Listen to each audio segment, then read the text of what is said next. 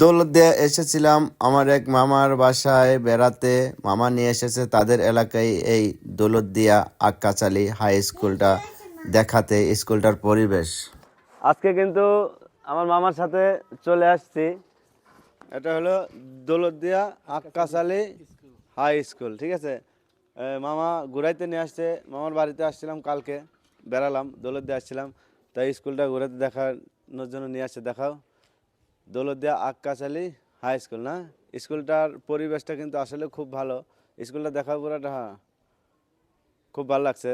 তো মামার বাড়িতে এসেছিলাম, 2 দিন বেড়ালাম, 2 দিন বলতে কালকে আসছিলাম, আজকে চলে যাব।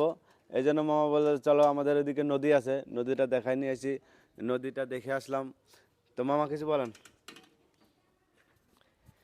কি বলবো আর, আমার ভাগ্নের যে ভিডিওগুলো আপনারা দেশবাসী এবং বাইরে যারা প্রবাসী আছেন, দেশ বিদেশে সবাই এই ভিডিও দেখবেন এবং শেয়ার, লাইক, কমেন্ট করবেন।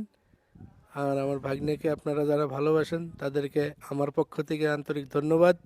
সবাই যেন এরকমই ভালোবেসে আমার ভাগ্নের পাশে থাকে, আমি এইটাই আশা করি। এবং সম্মানিত দেশবাসীর প্রতি আমি কৃতজ্ঞ যে আমার ভাগ্নে আজকে সবার কাছে প্রিয় একজন মানুষ হতে পেরেছে। হ্যাঁ, সবার ভালোবাসাই কিন্তু এটা সবার হয়। সবার ভালোবাসার কারণেই আজকে আমার ভাগিনা এই পর্যন্ত গিয়েছে। এর জন্য আমি আমার মন থেকে আমার ভাগ্নেকে দোয়া করি। আসলে আমার ভাগ্নে একজন ভালো মানুষ, ভালো ছেলে, ভালো পরিবেশে চলে। আমার ভাগ্নে গরিব হলেও তার মনটা অনেক উদার মনের মানুষ।